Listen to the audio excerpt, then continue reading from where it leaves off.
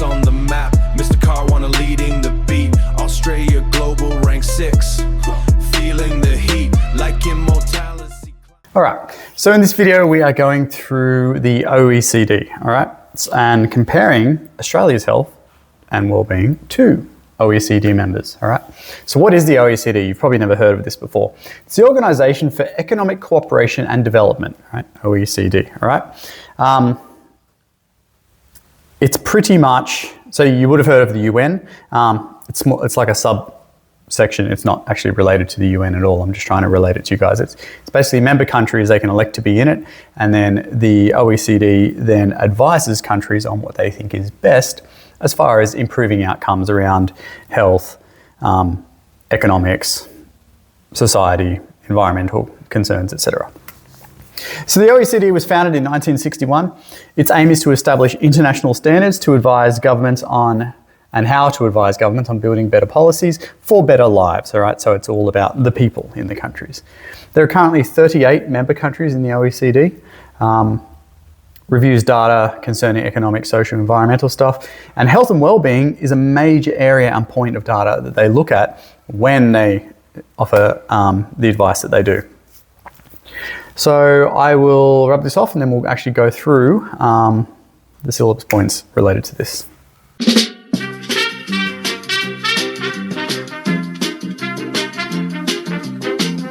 Okay, so first of all, where does Australia rank? So it's not like an overall hard and fast rank. There are many, many categories of data that the OECD compare to. So I've given you some examples here of data that we compare well with, things we need to fix, and our overall sort of standing compared to countries. And I will put up a little graphic here to show you this data in a little bit more context. But overall, Australia ranks pretty highly. We actually sit near the top for most health and wellbeing data measures comparatively to the other countries in the OECD. So that's not to say that we are sitting up at the top of all the countries in the world, because remember, you have to elect to be part of the OECD to use the data comparatively. But for the countries that are involved, we are doing pretty well. So just 3 examples of things that we are doing really well. Our life expectancy is like on average 83 versus the OECD life expectancy of 81. Perceived health status, so we're extremely high. So 85% of Australians do rate their health as being good or very good, whereas the OECD average is actually only 69%. That's a big difference, okay? And life satisfaction. So life satisfaction takes a whole bunch of scores and metrics, puts them together, spits you out a score out of 10. Overall, Australians are sitting at a 7.1. So that is basically how happy you are with your life, your employment, where things are going, et cetera, versus the OECD measure of 6.7. Some concerning things that we need to probably focus on, so areas of improvement. So these are the things that we are definitely below the average in. So overweight and obesity rates, and I think there's about 6 or 7% difference in points there between the OECD average and Australia's average. And mental health status, which is definitely a major concern, as we all know, because we've been talking about it so far. So that's where Australia currently ranks.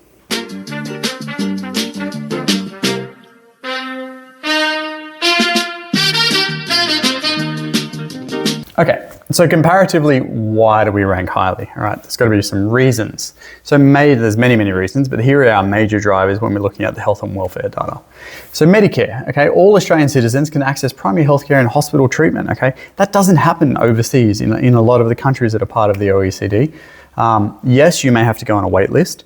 However, most of the time, Medicare you'll be able to be bulk billed for general practitioner services, so diagnostics, and then if you need treatment in a hospital, along with a wait list, you can go and get that treatment, okay, all free. All right, well, taxpayers pay for it. It's extremely good, and I know a lot of people whinge about Medicare, but Medicare is amazing, okay? Go and live somewhere in another country where you don't have anything like Medicare, okay? And look at how many out-of-pocket costs you have for general medical stuff. Public health, and then that probably leads into the third point down here too. Anyway, so next one, you've got public health initiatives. So health promotion campaigns drive improvements in the health status and the health literacy of consumers or people. For For example, immunizations, cancer screening, anti-smoking campaigns, road safety campaigns, etc. Like you turn the radio on, you listen for 10 minutes, or you turn your TV on, there's always an ad or something about improving health, okay? Whether that is, go and get checked for cancer, or stop smoking because smoke's bad for you, or when you stop smoking, good things happen to your body, or slow down, like there is health promotion campaigns everywhere, all right? You can't miss them. Whereas other countries, not so much, all right? A lot of money isn't put towards preventative campaigns, so therefore, they miss out there. High standard of living, so the availability, I know this seems like really silly and you take it for granted, but the availability of fresh, clean water is major, all right? There are lots of countries in the OECD which struggle with this, okay? General sanitization, we don't walk around outside our houses, the fact that we even have houses, okay? But we don't walk around outside and you're walking through, garbage and feces and stuff like that, okay? Nutritious food, so the availability of fresh meat, fresh vegetables, fresh fruits, okay, grains, etc. We in Australia, we're very, very lucky to have all this stuff pretty readily available. We also have higher than average, and it doesn't feel like it at the moment with the cost of living stuff, but higher than average disposable income. And disposable means that, after you have to pay for mandatory things, all right? As in like, what are they, like food, shelter, and clothing. They're the mandatory things. After that, how much money have you got left over to spend on other things, like fun activities or extra clothing or a car, for example, like because a car is not necessarily seen as a necessity. So we have higher amounts of disposable income. And then I did say that feeds back into the Medicare thing because a lot of other countries are having to pay, $100, $200 for a doctor's visit, $100 or thousands of dollars to go to the hospital, okay? Whereas through Medicare, we don't need to do all that stuff. And then another last one I want to cover is education and employment. So we have very, very high completion rates of secondary education here in Australia. So that's sitting at about 84%. So that's 84% of basically all students that enroll in kindergarten complete year 12. And we have high employment rates. So 73% of the working population is employed, which is excellent. So all of these things are higher than the OECD average numbers, and therefore these are the reasons why we rank highly.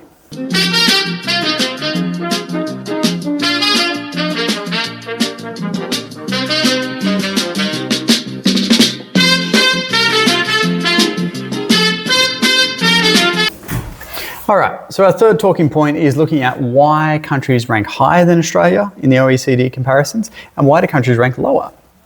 So let's do higher first, okay? So the ones that I've pulled out for the examples here, we've got Japan, Switzerland, Norway, and Sweden, which are the Nordic countries, okay? Anyway, so Japan. Cultural factors, all right, is a major shift. So people who live in Japan have a strong link to culture. That includes things like eating a traditional diet, which therefore leads to things like lower obesity rates, strong social cohesion, so everyone is looking after each other. So therefore they have these lower inequities in social groups because there isn't such a big multicultural social disparity in Japan. And therefore their levels are higher than Australia's. Switzerland's a really interesting one. So I've got these 2 points here. Higher national wealth compared with a highly efficient healthcare system, right? And what do I mean by that, all right? So high national wealth, let's look at that one first. So Switzerland didn't take sides in the world wars back in the day, World War I, World War II.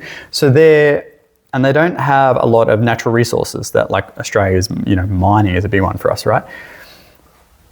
So they've had to rely on skill sets, okay, and their manufacturing, what they can do. So Switzerland is basically a world leader in pharmaceuticals, all right? How many people do you know that take medication?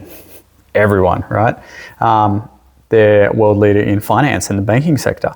And because they didn't join in any of the world wars, a lot of countries will do banking through Swiss outlooks, all right? And then all of that is generating a significant amount of income. Secondly, this highly efficient healthcare system, it's really interesting. Everyone in Switzerland has to buy private health insurance. Everyone, okay? And the basic level of private health insurance is basically the equivalent of Medicare here in Australia, okay?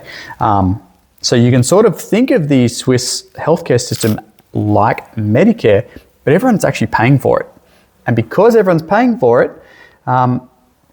it reduces wait times, it reduces inequities. It means that you can just go and see someone, or you can go and get care in a hospital because the money's there. The money is provided by the people. So you can sort of think of it like taxing, like, because we pay through taxpayer money, but people in Switzerland still get taxed, all right? They don't get taxed as much as Australia, but the difference isn't, it's not like it's Australia's tax system is equivalent to the Swiss tax system and their private health insurance. Like, there's a lot more money here being pushed into the private health, into the health sector overall. It's great, it's amazing. So, yeah. Thirdly, we've got Norway and Sweden. They've got better mental health outcomes overall. So that's like less rates of mental health illnesses and conditions. And also, if you do have those, you're able to get treatment a lot easier. Strong social welfare systems, low socioeconomic inequities, and a large preventative healthcare focus. So they put more money comparatively to Australia into preventing bad health outcomes. And therefore, people go and get their checks and they do all the right things, and therefore their health levels are higher.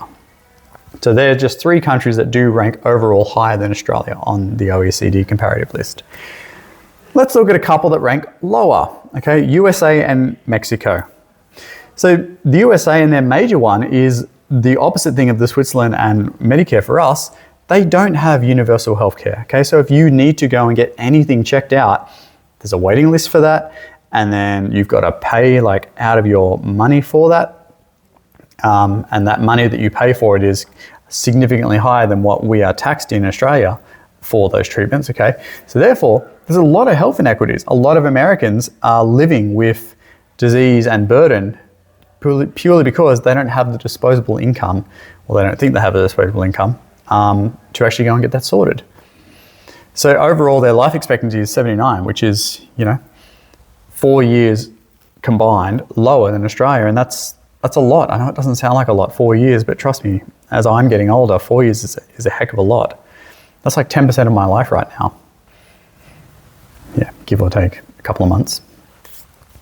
Mexico is another one on the OECD. So lower standards of living, and that means, like clean water, housing, sanitization. We talked all that stuff before. Higher poverty rates, okay, and significantly lower disposable incomes. So they averaged out in Australia when the data was taken, our disposable income was apparently 39,000 US. This is in US dollars. All right, so 39,000 US dollars, which I think at the current exchange rate is about 50,000 Australian. Hang on.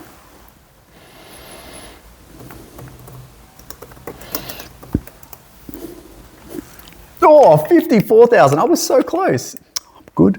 So yeah, versus people in Mexico, 16,000. So that's like less than half. So it's about 40% of what we have. So therefore, with that money, they've got to do all of the things to hopefully look after their health and well-being, and they're not, because they just don't. So if you think about your family and think about all the things that you do that are contributive to your health and well-being, and then take away 60% of those things, and you're left with 40% of the things that you do for your health and well-being, and that's what basically everyone in Mexico is living with. And that's, that sucks. So there are some reasons why, and countries that rank higher and lower than Australia in the OECD comparative list.